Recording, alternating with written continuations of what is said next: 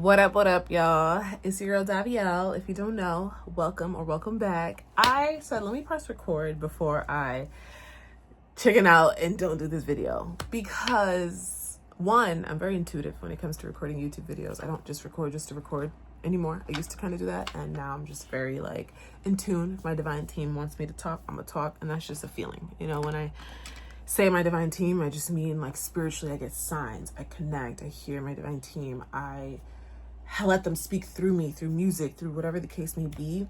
And especially my dreams. I'll get reoccurring dreams that tell me the same type of gist. And lately, my dreams are about men. I've talked about men on here before in different ways.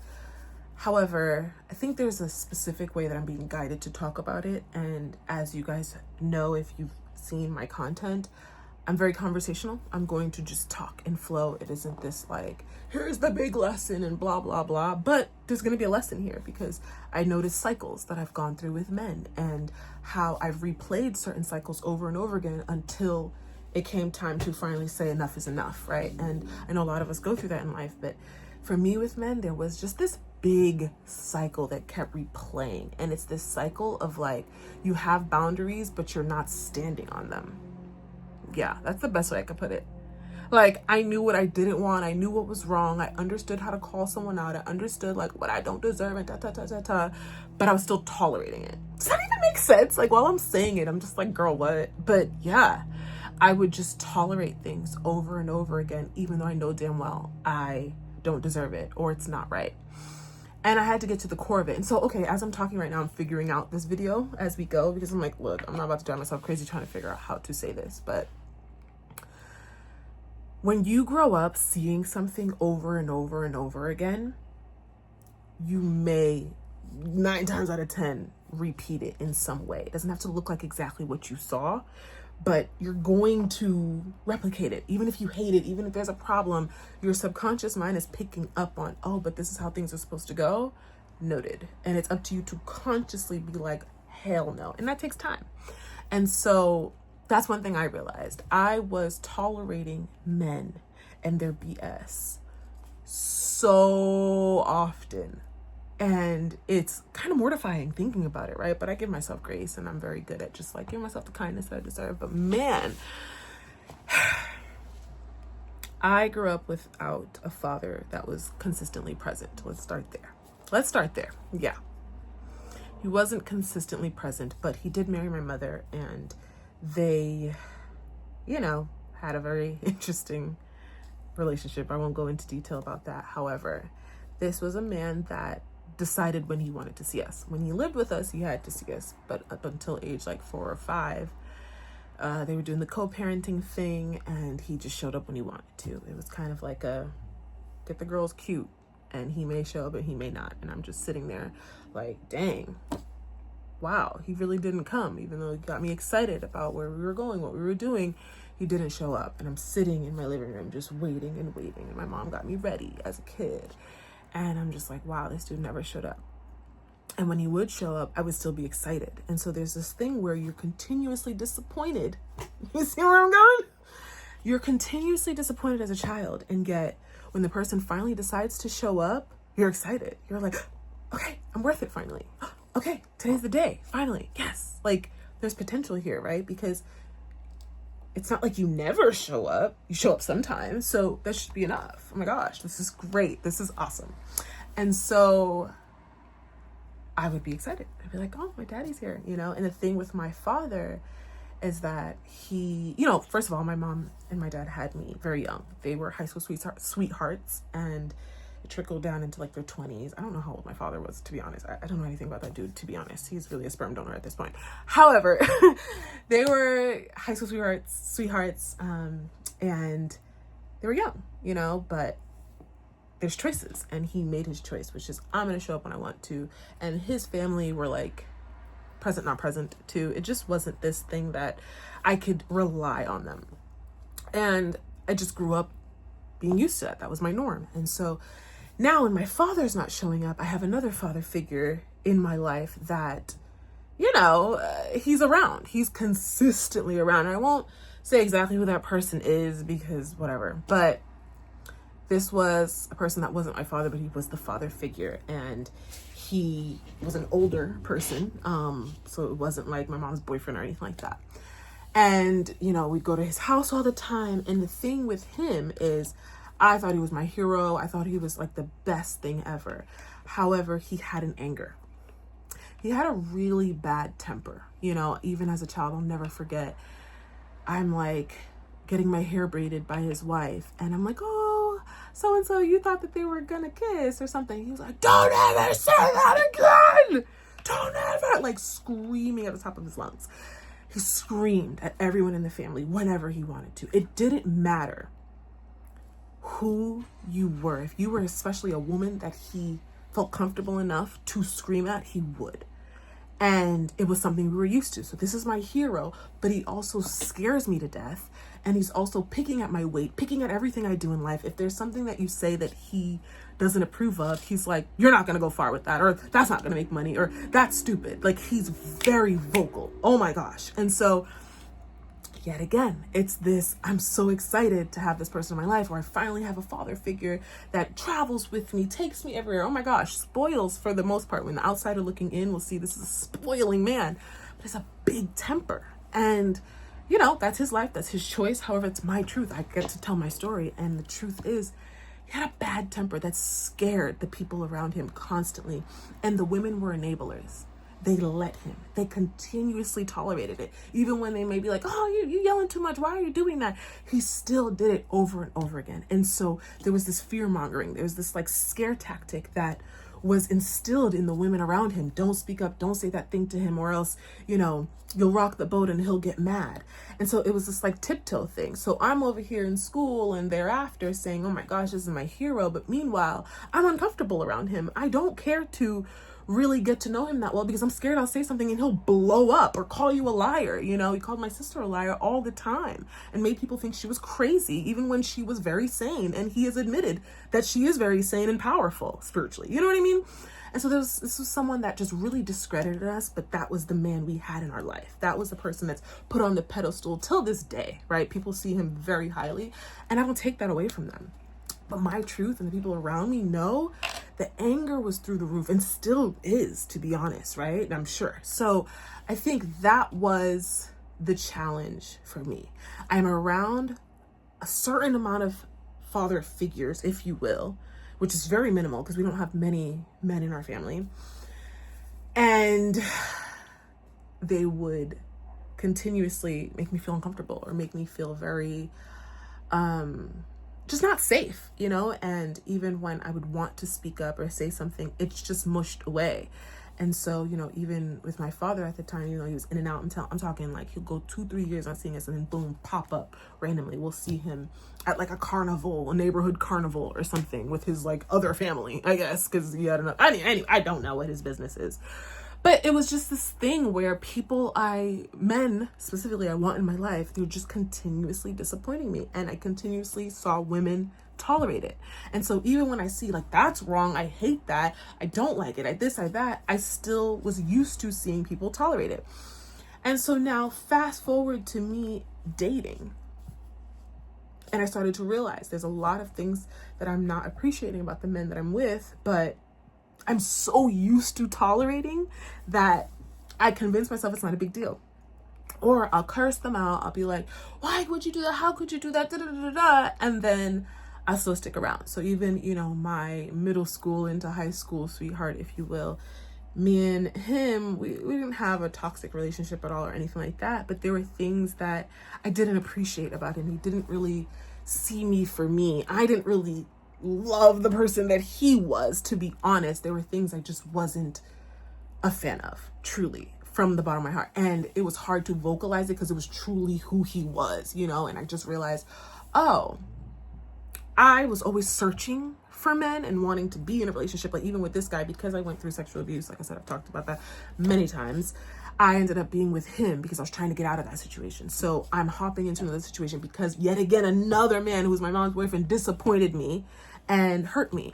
And so it's this hurt, built up hurt as I'm a kid. And so now I'm with this boy in middle school, high school, And I'm just disappointed, and I can't speak on it. I don't know how to express it because it's always tolerated, but there's something in my heart that's like, don't tolerate this. And it took me years to finally break up with him. But throughout the relationship, I wasn't happy. And I stayed and I stayed and I stayed and I stayed for like 4 or 5 years. My whole family knew him, everything, until finally, like, right before he graduated, because he was like a year older than me in high school, we parted ways. And I was just like, yeah, I can't do this anymore. And it was a cordial split, but even after that, I kept him in my life, and every time I see him at parties, we're just so chill, until finally I was like, I don't want this anymore, you know. But it took so long to get there. It's always this long drawn out thing because I tolerate constantly. And so now I'm with what is seemingly the first love of my life, and I don't talk about this one that often because he hurt me very deeply, I'm not gonna lie. And I was with him for like 6 years of my adult years, and so I think talking about this one, you know, when you have, I don't know if you know, but if you have been in love or been in a relationship, there's just that one that teaches you the toughest, most insane lessons, you know. And even before him, I had a relationship, but I barely count, honestly. I don't care for that guy. But I'm gonna be honest, you know, it's my truth. But, you know, it was just a lesson thing. And even that guy I tolerated, and a girl had to come to me as a woman to tell me that he cheated, you know, like, geez. But I was only with him for like a couple months or so, maybe a year and some change. And then I met the like true like love of my life that everyone really knew of. And that one was tough. I think as I'm reflecting, I admired who he was because he spoke his mind. He was kind of like this no filter type of dude. That was the first time I've dated someone like that and knew someone like that in my life. People that I knew, they were very timid, quiet, or if they were outgoing, it was more like, I don't know, just different, or women were outgoing. But like a man that was just like, I say what I want, how I want. People may think I'm weird. People may think I'm this, that, and the third. He was popular in like Dorchester, whatever the case may be. And I don't know, Dorchester, Massachusetts, by the way. I'm from Massachusetts. And so, yeah, we dated for like 6 years.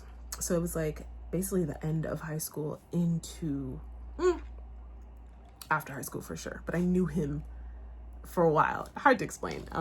Yeah, long story. But it was a tricky situation because even the way it started with him, it was very rocky.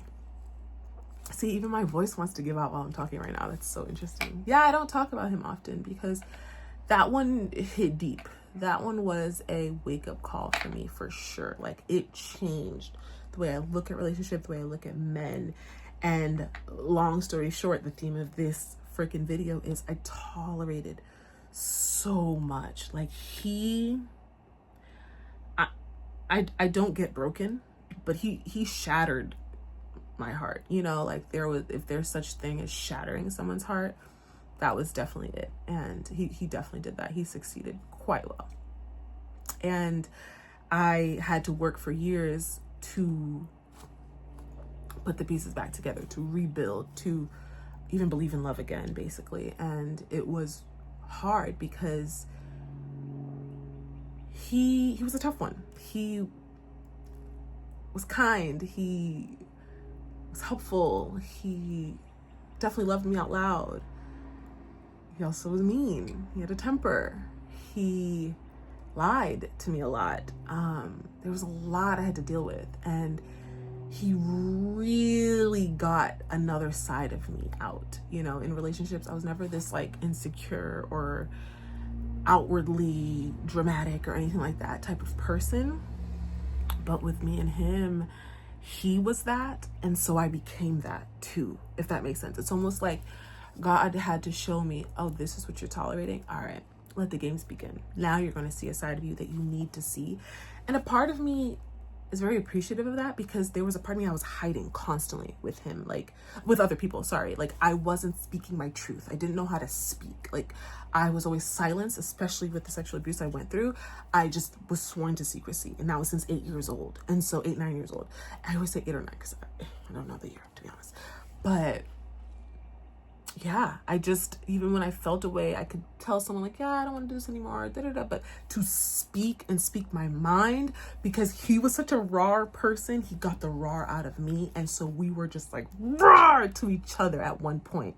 And it was so dramatic. It was so toxic at one point. Not in the beginning per se, but we were always very vocal. Like our energies were loud. When we walk in a room and we have a problem, we're not typically trying to pretend. Like we weren't the pretend couple. Like we finna argue in front of whoever, whenever, however. And it was toxic.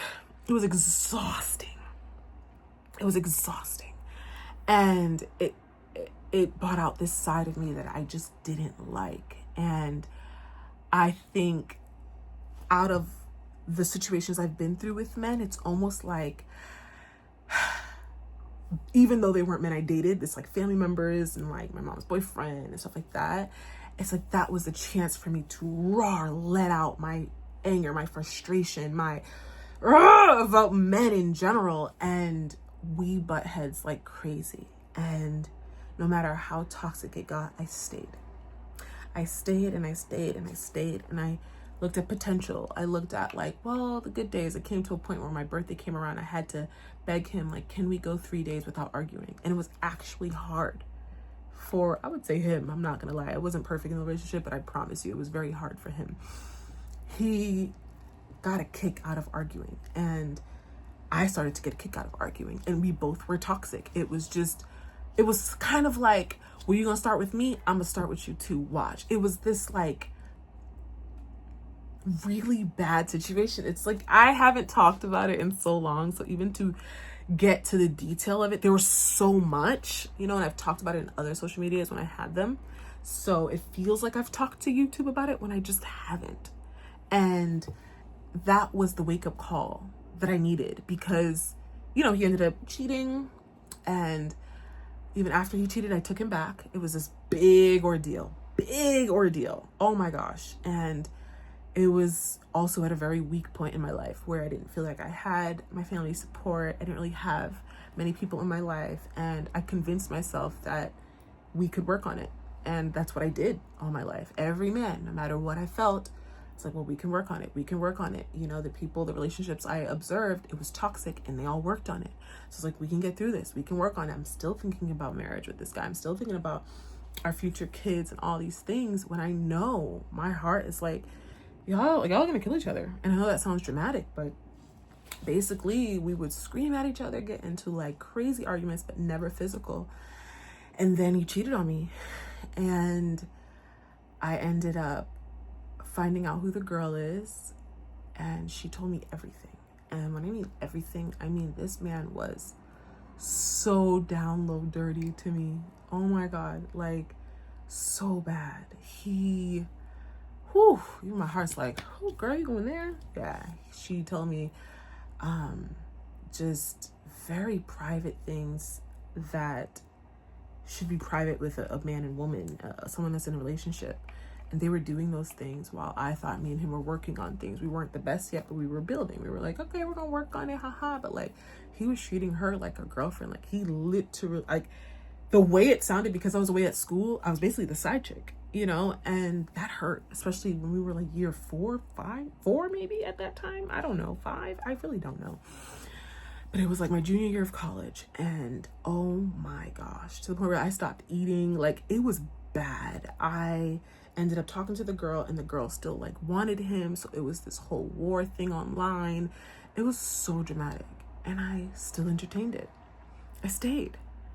And she, came to me as a woman, telling me he does this. They spent Christmas together, all the holidays. He knows her mother. They hang out. I'm like, what? I'm like getting all this news, shocked. Because when I tell you, this man don't miss a beat. We talked every day, all day. Maybe not all day, but, I went to school classes and stuff, but he was so attentive and all that. But we would argue. So like I said, there were good things about this man. I will never take that away from him. But I have to be real. This is what this video is about. It's about the shit I tolerated. And, it was bad. And so it took time. It took like, weeks or whatever. We talked things out, and then he's like, I don't want her, I want you, blah, blah, blah. And I took him back. And even when I took him back, I did things to keep him, kind of. And it was just this, threw him a surprise party that ended up not being a surprise party I threw because his mother took over and whatever. But, it was like a surprise party. And even his mother knew that he was doing it to me. His sister knew, it was hurtful. It was really hurtful. Even sexual protection, there was none with that girl. So I was put in harm's way because he wasn't using protection. That girl went in detail. Like, she was trying to hurt me with the information. He was trying to hurt me by doing that with her. And it was deep. And then, so there's drama online, and it went so deep. And as much as I knew I needed to leave, I still stayed. And I knew I needed to leave even before all the drama. So understand that. You get signs, and when something's not great or you don't feel valued. And even as a kid, that father figure person, when my father left, and he was there even before my father left, by the way. He basically helped raise me too, by the way. But, I knew he was toxic, and he didn't hurt me so bad, but he's screaming in my face, making me scared. And I still call him my hero. I still stick around. So now I'm repeating this cycle, even in a relationship, just saying, well, we can work on it. And me taking him back ended up being us now drinking and stuff. And I would start to get physical with him. And I was shocked. I didn't have that in me, I didn't think. And I did. And so now I'm looking like the problem, truly, because I think I can stay in something. And God's like, oh, you want to keep repeating the cycle where you stick around when you're being hurt. You want to take a man back that hurt you and doesn't care that he hurt you, even though he pretends like he cares, right? He'll do it again, which he did again, by the way. But anyway, because you know the story. When they cheat, hey, look. But I put myself in that situation, and I even told people, I know it's not the best thing, but I'm gonna take him back. And I knew I needed to do that for me, for whatever reason. And I was just hurt. I was alone. I was very just a sad person that wasn't in her healing journey at all. The person I am today was nowhere near what I was before. It was deep, but there's still no excuse. It's just my truth, right? And so, I take him back, and every once in a while, I get angry off of like what he put me through, and it started to get physical. I didn't leave this man until one day I got physical with him. And he ran after me, and he slapped me across my face. Like, just, pow. And I was like, and I just got in my car. And then right after he smacked me, he was shocked. And he's like, I'm so sorry. And I didn't say anything. I got in the car, and I left. And I was like, oh my God. Wow. I needed that. That sounds so toxic, I know. But I needed that. Why are you touching a man? Why are you putting your hands on a man? You should have left him, Dadielle. Leave him. He cheated. You're still hurt. Leave him. I couldn't. I didn't have the balls to. Because all my life I was practicing staying until I can't take it no more. Until I've cried too much. Until it's just too much to bear. And even then I let them back in. And that day or the day after or something, I wrote him, and I was just like, oh yeah, we have to end. I didn't even make him feel bad about what he did. I was just like, yeah, that was the wake-up call I needed, that it's gone too far already. It's been taken too far a long time ago, and we've dragged this out. It ends today. And so I ended up finally ending it. And even then there was drama, and 6 years with somebody, my gosh, there's so much. We had to have a talk, a conversation. We still ended up meeting up and all this crap. It was hard for me to let go. It was so toxic. And I just tolerated. And I finally had that wake-up call that I needed. And so I'm kind of zooming through this. I don't want to make it that long of a story, but I ended up now, it was like 2 years that went by, and I ended up with a man who ended up proposing to me, but I knew he wasn't the one.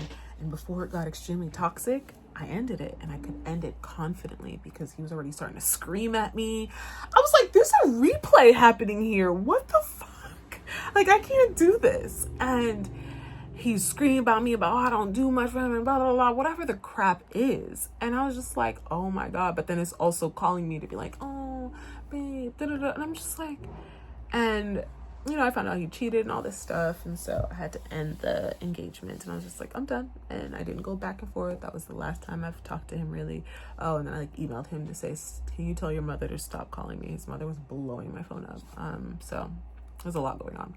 But the point is, and then even when I ended that relationship, the father figure that would scream at me, he knew the fiance that I had or whatever, and he was like, oh, you know, men will be men, you know, just take him back. And I was just like, excuse me?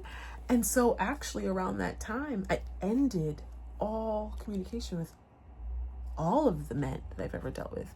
People that I was still responding back to, that I knew I didn't care for, all of that. I started my true healing journey. And I cut all ties finally.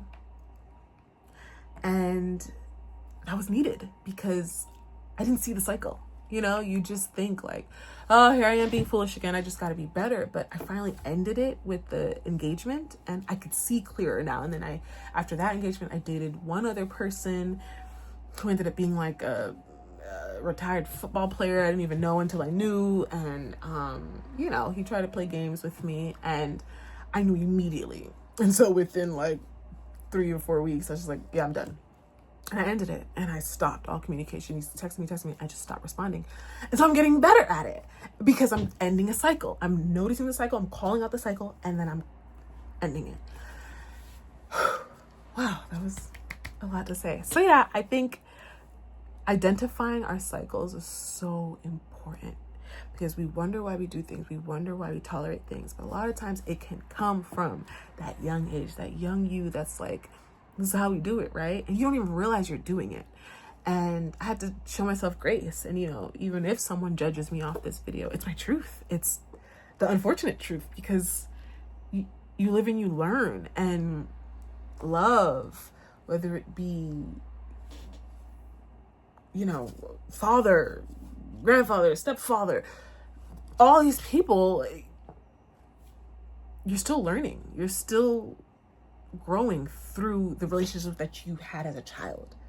And you think that you're this grown adult now, but you're still thinking that similar way because that is what we're here to do. We're here to tap into our subconscious mind, see what it is that we're continuously replaying and call it out. Call yourself out. That's the next video I'm about to do. Call that ass out. We can't keep making excuses. I could have been like, well, he hurt me. No, I'm tolerating things. So yes, God's going to make the situation more dramatic, more of a problem.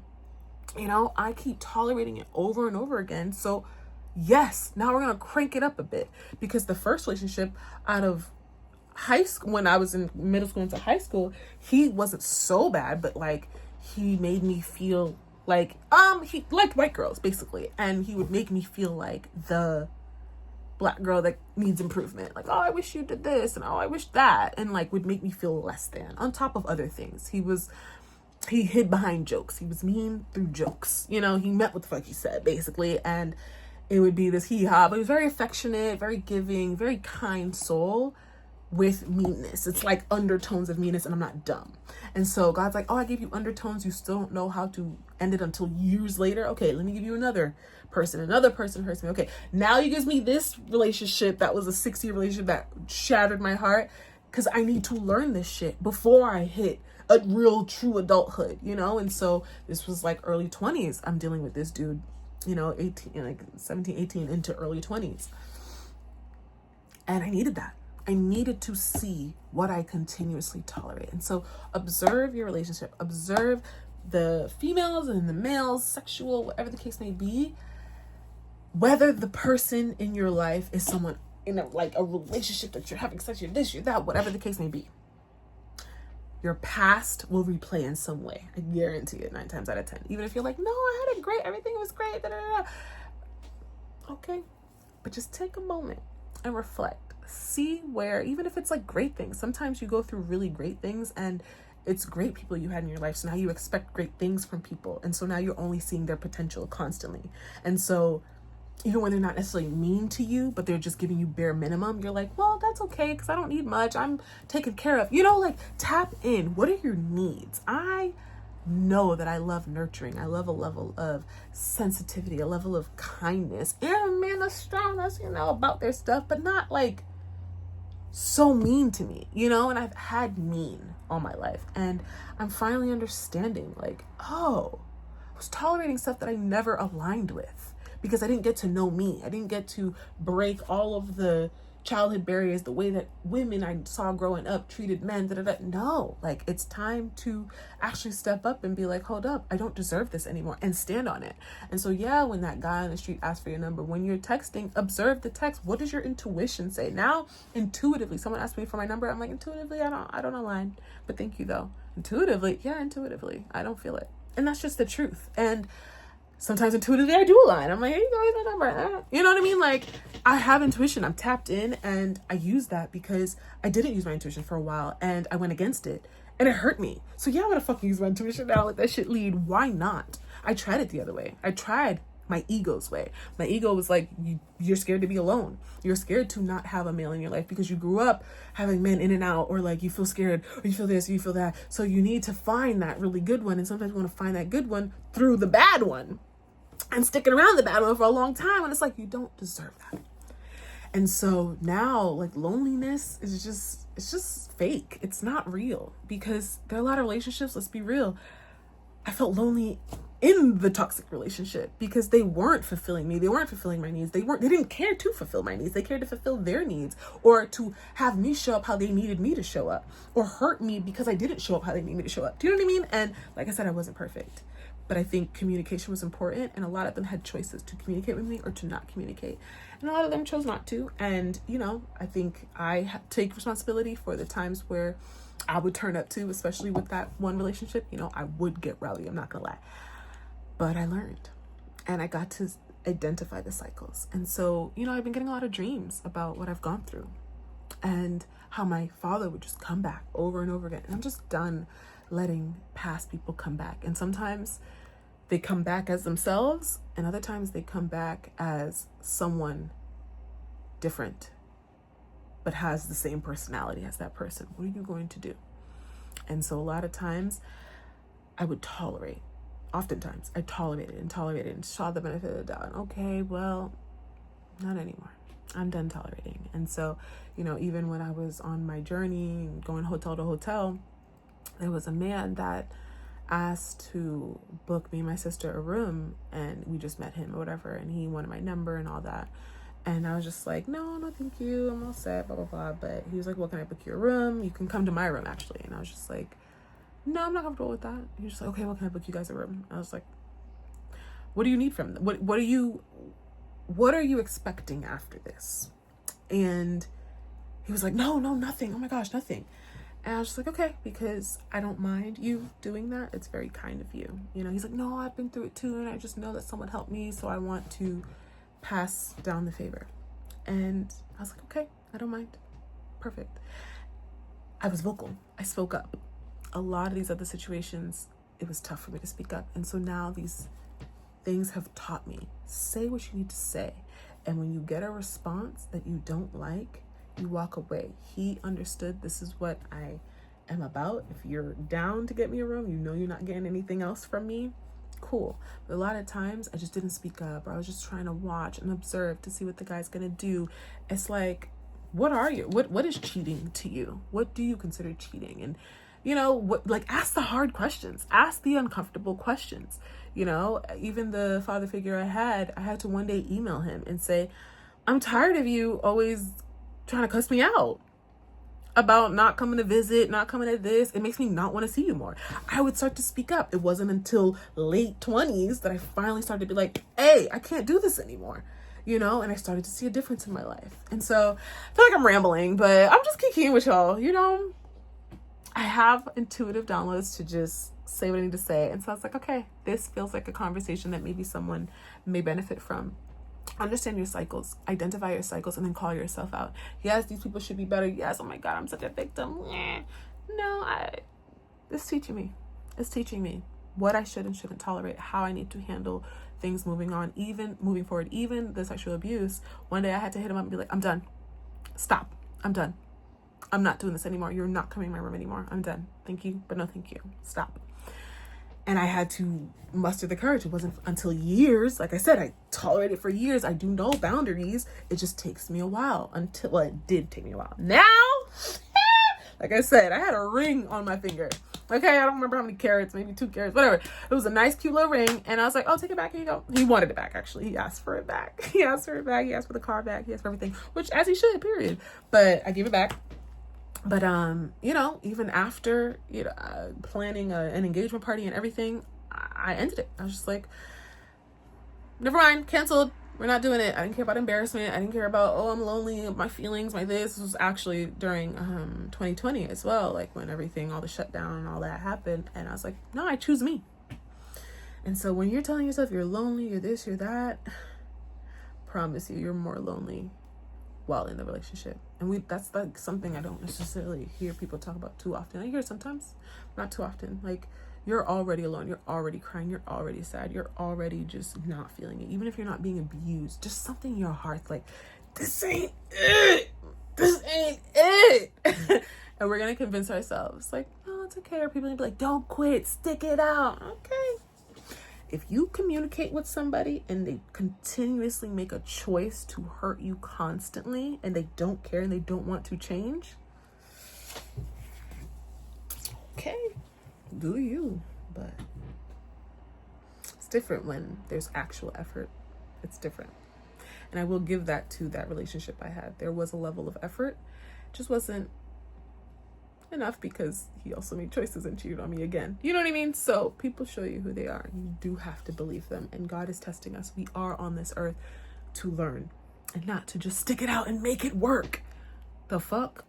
We're not on this earth to just make it work.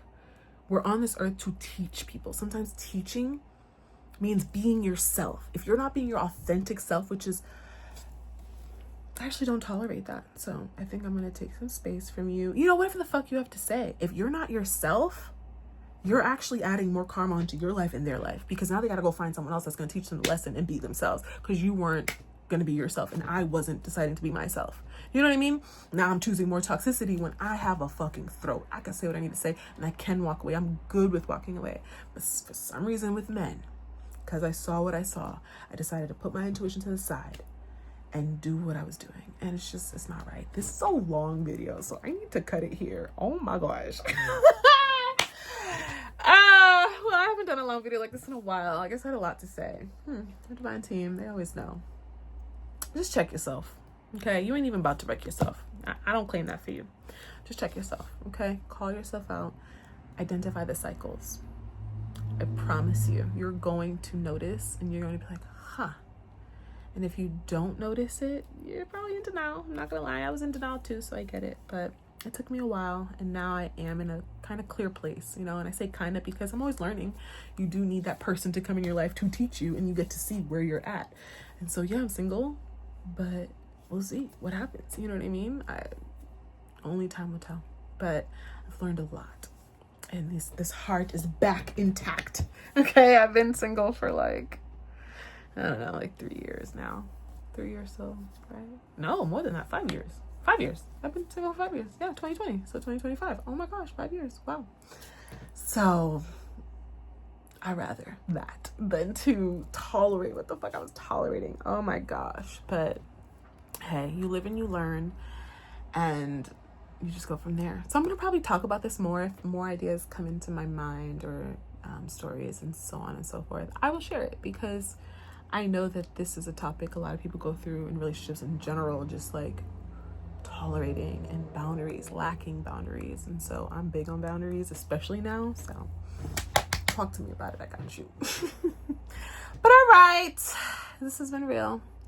If you're a real one and you mess with me, comment, share, subscribe. And if you don't have to. That's okay. That's all right. I am appreciative that you made it this far anyway. So thank you. I appreciate you. I will see y'all on the next one, okay? We'll see. If I get an intuitive tang, I will record. And if not, then I'll see you when I see you, okay? Bye.